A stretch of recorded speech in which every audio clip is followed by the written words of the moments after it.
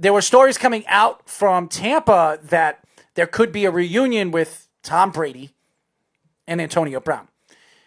Antonio Brown played one game in New England with Tom Brady. One game. One game.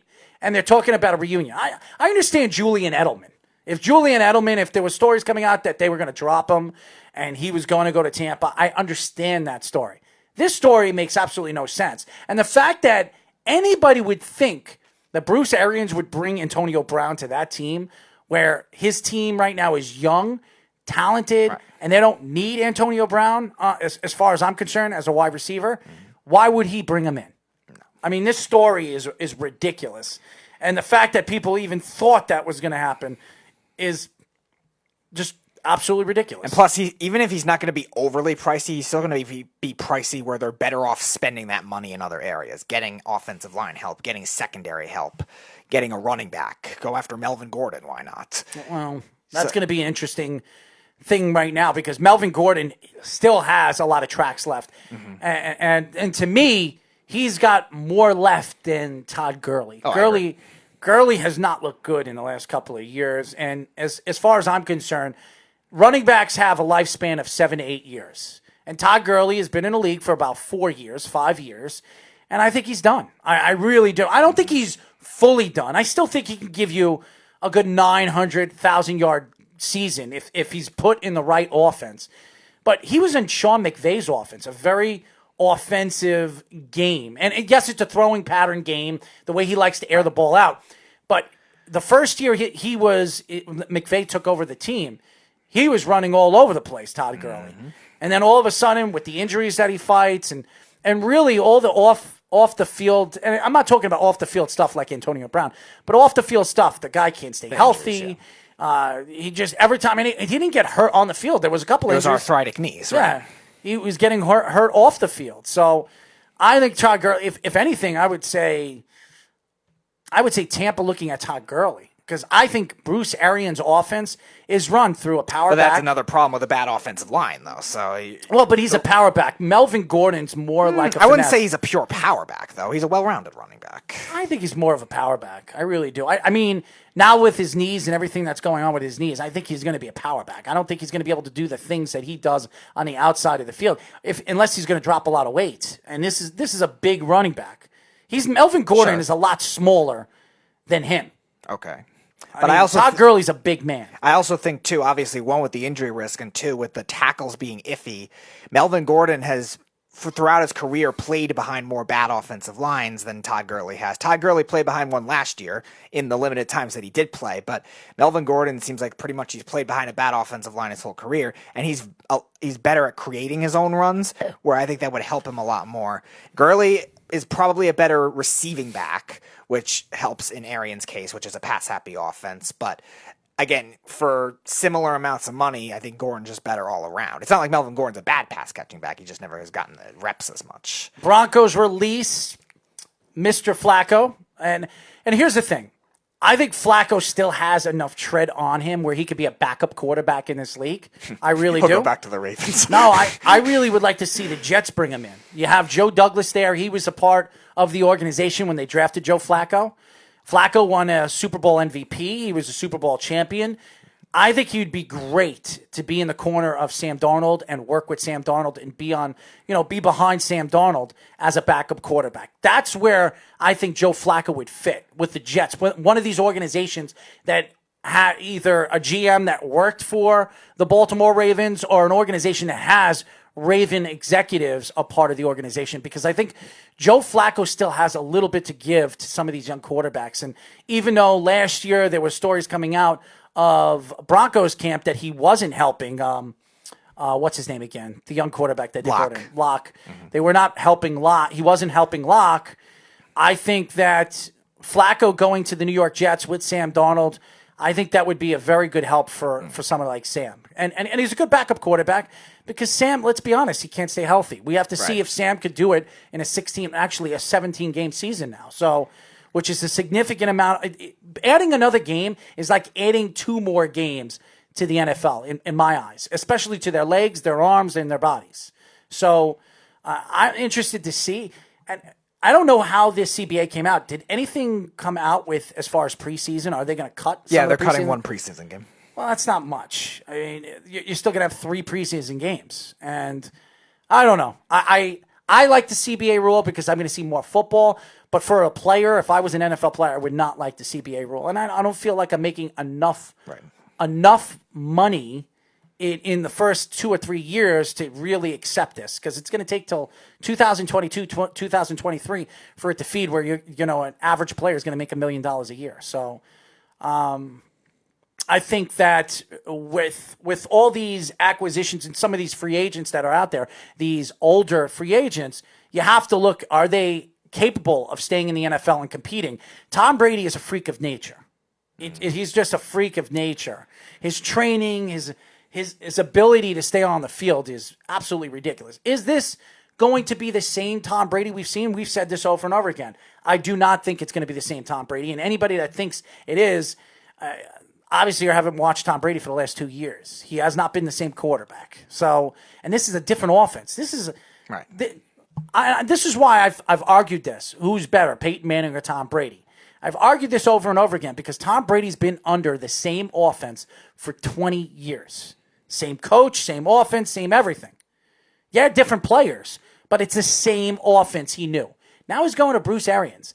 He's never been in this situation before. He hasn't been in a situation like this since Michigan.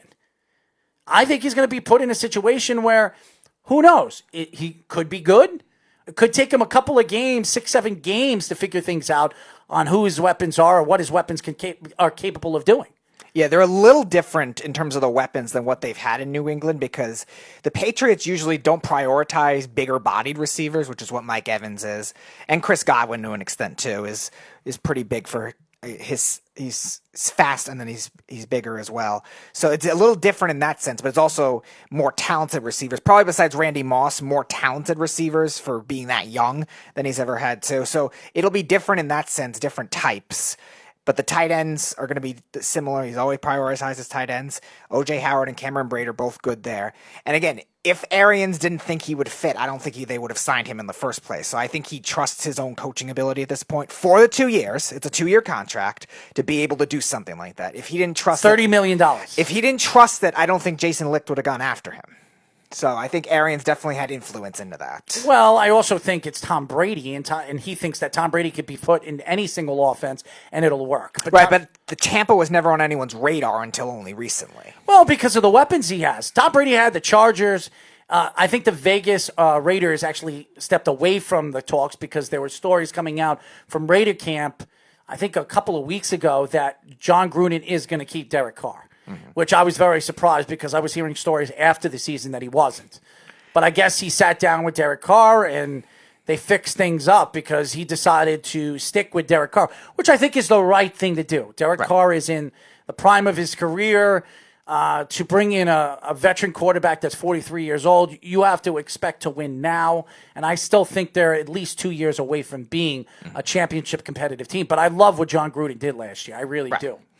But what do you think about these moves Minnesota has made in the last couple of days? That is strange what they're doing. I don't know why rebuilding, because they gave Kurt a lot of money. Right, and then they trade Diggs. I mean, they got Diggs and him don't get along. They got just him and Thielen. They had a decent return for Diggs, which is fine, but again, they got to replenish a lot on defense now. They already have issues with their offensive line. They were a little better last year, but again, they got rid of Josh Klein, who was a good guard. They got rid of Everson Griffin. They got rid of Xavier Rhodes. It seems like they're just purging assets for whatever reason. Now, granted, they've always been a good player development franchise, so maybe you can trust them in that sense to be able to replenish that, but again, it's still hard to do it all at once in that division, which is already pretty good, and in a tough NFC. And also, again, with 2 years left for Kirk Cousins, this is a veteran quarterback, a 32-year-old quarterback. This is your window.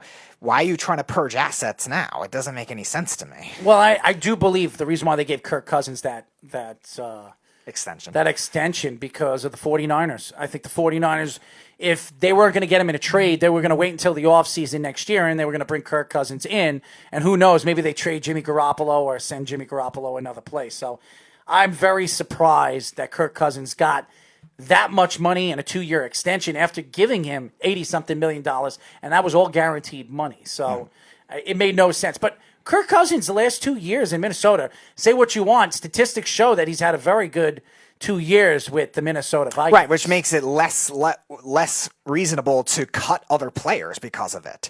Kirk Cousins can deserve his extension all he wants, but again, that doesn't mean you have to cut everyone else with it. How about this? When you think of what the NFL is doing right now in free agency and how many acquisitions and so many moves, and we talk about GMs and what these GMs are doing and trying to rebuild their teams and stock up on certain positions like the Jets with the offensive line, the Giants trying to build their defense, add veterans to that defense. What player right now that's still available is a player that you would bring to your team right now? There are a lot of them pretty much signed. There are a couple of running backs that are available. There's a couple. Jadeveon Clowney is still available. I do not want Jadeveon Clowney. If he's expecting 16, 17 million, I would stay away from him. If I was the New York Jets, I would stay away from him.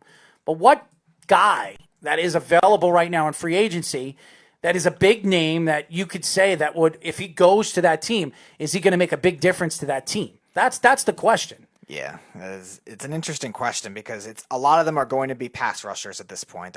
Every other position seems to have them off the board. A lot of corners have gone already. Robbie Anderson's still available. Robbie Anderson, I mean, like I said, he thought he was going to get $12-13 million. I don't even think he's going to get that. Right, he's a 3 really at best, and I think he's a 2. You think he's a 2? I think he's a 2. If he's averaging, and if you look, and I understand you're going to say, well, it was 3 or 4 games he got 700-800 yards. Mm-hmm. To me, it doesn't matter. If you're getting 800 to 900 yards, you're a 2. That's what a 2 does. What does a 1 do? He gets you 11, 12, 1,300 yards. What does a 2 do? He gets you, between 9 and 1,000. And that's Robbie Anderson. He is a 2. Is he a bona fide 2? No, he's not a bona fide 2. He's a 2.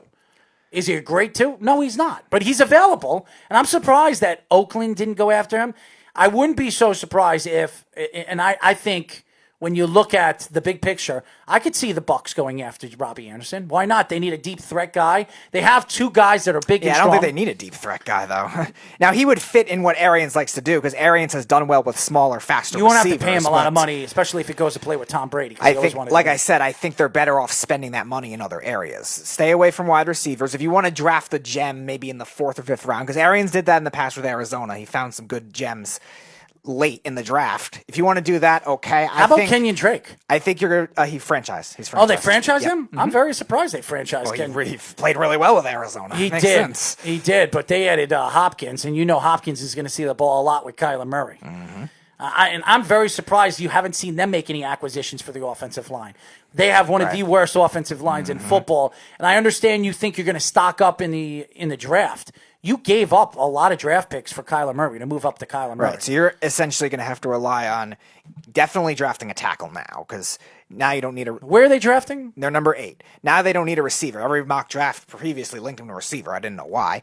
And now you definitely don't need a receiver. So now it's a must to get a tackle at that number 8 pick. And again, you'll have to bulk up the interior in later draft picks and hope to draft well, really. It's because you're running out of money and you're running out of time, really. Well, they're running out of time because you moved up to get Kyler Murray and you decided to give up on Rosen, and that's not a call, Speedy. I'm just letting you know. Okay.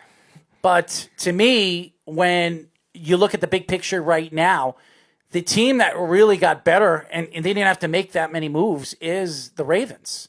They added Campbell to that defense that is still one of the top defenses. They didn't lose any defensive players in the they did. They lost Michael Pierce. Yeah, they lost their nose tackle. That's not big.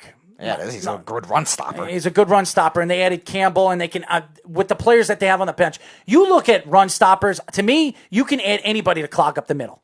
You can add any big man to clog up the middle. I'm sorry, I'm not paying Michael Pierce, who's probably going to get tons and tons of money. He got signed by the Vikings. For how much? I think it was $8 million a year. That's not bad. That's not a lot of money for a guy that But I'm surprised. Snacks is still available. Yeah, he is. Snacks is still available. I would put Snacks there. You don't have to pay Snacks a lot of money. What are you going to pay him? $2-3 million a year? I would go after Snacks. Mm-hmm. He's a guy that can clock up the middle. You don't need to spend any money. And they added Campbell, who I think is still one of the best pass rushers in all of football. Yeah, 3 years, 27, so $9 million a year for Pierce. Well, I'm not saying it's a bad move to let him go. I'm just saying it is still a loss on defense. Brandon Williams is fine as a nose tackle. The problem is he's been dealing with injuries. And Campbell, as good as he is, he's not a nose tackle type in a 3-4. He's a 3-4 defensive end.